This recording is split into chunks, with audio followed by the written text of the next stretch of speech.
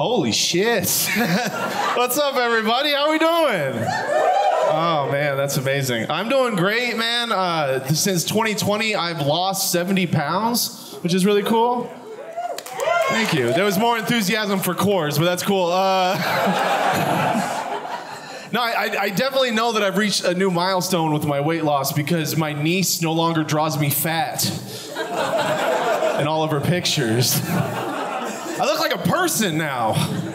I used to just be shapes. There's a lot of circles, and my head was a rectangle for some reason. I asked her, I was like, Quinn, why is my head a rectangle? And she goes, you're fat. Kids at that age are rude, and they're confident. They're confident in their rudeness. She came up to me so excited, flapping a piece of paper. She said, Uncle Kyle, I broke all of my crayons trying to draw your fat belly. And I was like, happy birthday. I have a look to me for sure. I gotta figure out what I'm doing with it. The Jeffrey Dahmer show is the most popular show in the world right now, which means I gotta smash these glasses. I gotta get rid. Some lady who ghosted me on Tinder gave me bad fashion advice 2 years ago. I take all my fashion advice from Tinder, by the way. I definitely do. They're like, Kyle, you have a large face. You need large lenses to open up that face. Now it looks like I'm gonna eat a face. They assured me they were no longer murder glasses. I didn't know. I don't know how fashion works. No, it's definitely a look, and I didn't need anything else to suggest that I've had sex in a van before, which is true, by the way, and no one's ever surprised when I say that. I live here in Portland. People are very positive about that. They're like, I see that for you, dude. At least he's having sex at home. That's what they tell me. I had sex in a van at a Renaissance fair. I know what you're thinking. Not historically accurate. You would be right. I was trying to stay in character the whole time, though. I was like, "Milady, where would you like me to spilleth my seed?" And she was like, "Come on my tits. What's wrong with you? Are you weird?" And I was like, "We're here at a Renaissance festival. I thought it was agreed upon that we're both weird." I know that was the line. It didn't help I was wearing a jester's hat. It was a rough situation. I've been a road comic for the last couple years, which has been really fun. I've been driving through a lot of parts of rural Washington, which is not fun. I've been doing a lot of light reading while I'm driving out there. And by light reading, I mean the back of pickup trucks. And their opinions out there now are so intense, they don't have bumper stickers that they can find in stores that will represent them anymore. So now they make their own. Have you seen these artisanal redneck bumper stickers? My favorite one, it just read, "Wokeness equals ignorance. Ignorance equals bondage." And I just imagine that's the face he makes as he drives home at 80 miles per hour. Like that. It's ironic, though, because I saw that and I was like, that is intense, sir. But very ironic, because my bumper sticker just says, bondage. And a thumbs up next to it. I'm a fan. Also, I've seen those dudes. I don't think they're letting on to how much they actually enjoy bondage. They have giant belt buckles. Explain that. It's... Also, it would be really cute to find out that a redneck safe word is tarnation. That means stop, Mike.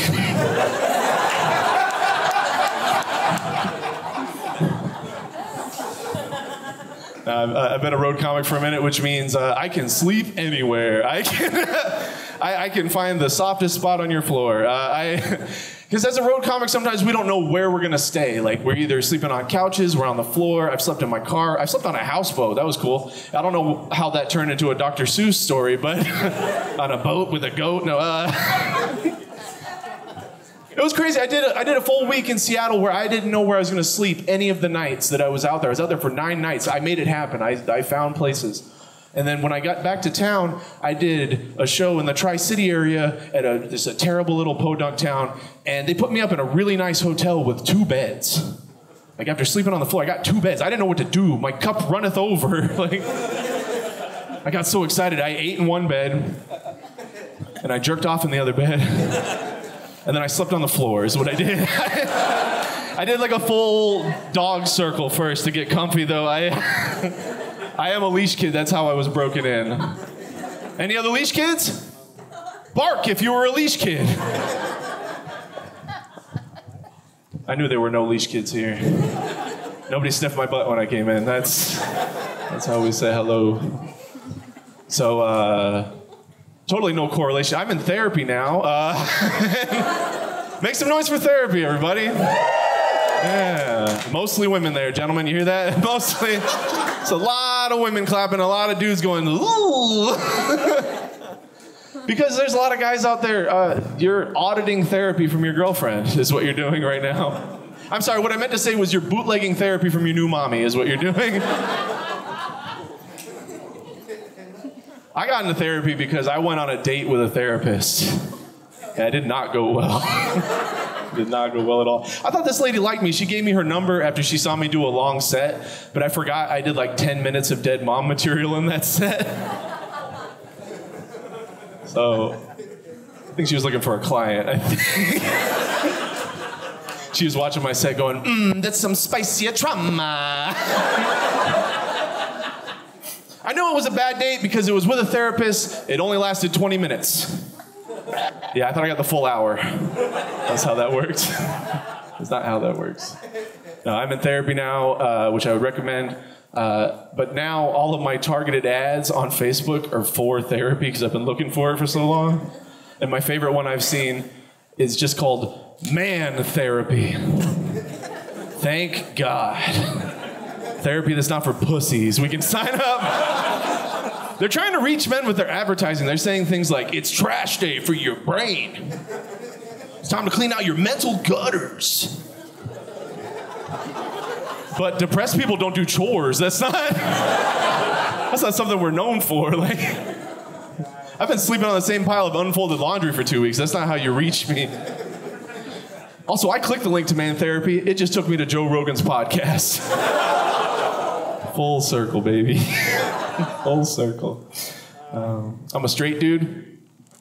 It got silent in here. You hear that? I'm a straight dude who sucked a dick before, though.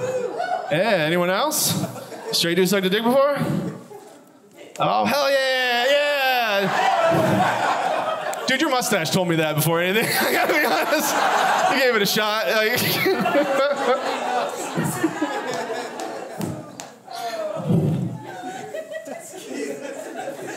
What's fun about this bit is there's usually, it didn't happen tonight, all the bros are in the Coors Light section over there. If you guys were in the front, it'd have been more fun for that because you find a dude, I find a dude with a hat and then he has to fight his higher power not to fist bump me because that's his favorite thing in the entire world.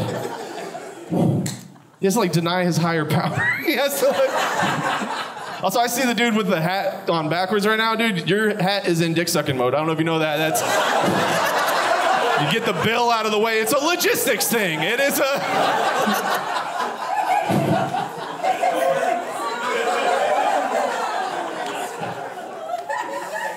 Calmate. I sucked a dick in middle school.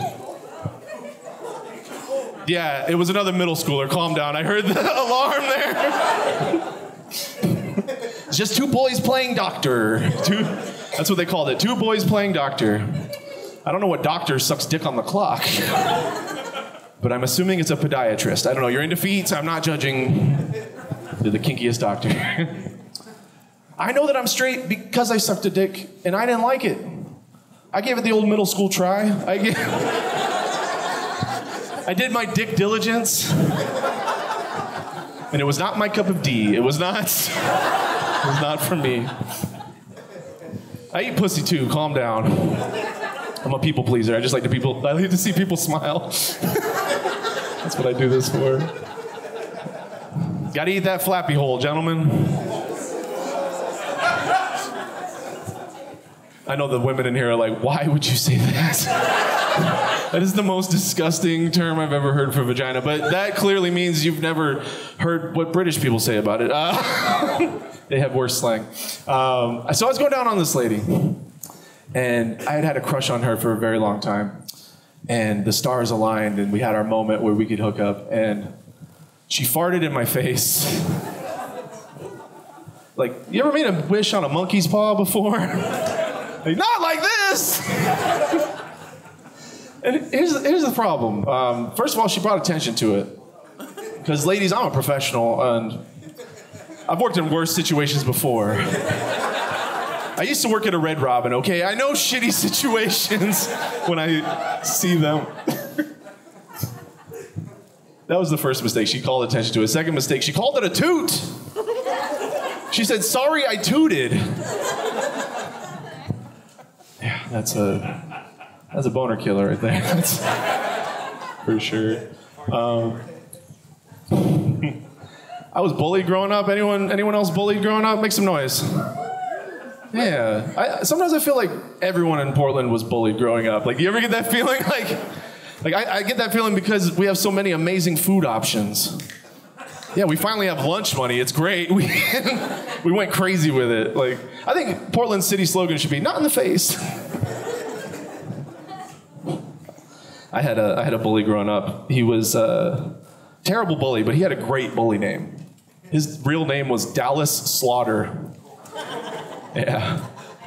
4 out of 5 purple nurples on that one. Yeah, sociopaths agree. That is a great bully name. You know, I got in trouble recently for using the term sociopath in a negative connotation. And I was like, what do you think is going to happen? They're going to pretend that I hurt their feelings? Like, what do you... I grew up in Florida. I know sociopaths. I don't know if that's where they make them, but that's definitely where they thrive. It's where if you want to be someone who doesn't blink and own a boat, go to Florida. That is the state for you. I grew up there, which is not, I wouldn't recommend. And when you grow up in Florida, the people who are your role models are just bad people. My grandfather was one of the worst people I've ever met in my entire life. He was a redneck with bulgy eyes. He kind of looked like a goldfish that was raised in a bowl of Coors Light. He was collecting prejudice. He was like, homophobe, racist, sexist, got it. I wish he would have lived longer, though. I wish he would have been introduced to a non-binary person. It would have blown his mind. He would have been like, they're doing what? Which is ironic because he got their pronouns right on the first try. All right, hey, you guys have been amazing. Thank you so much for your time.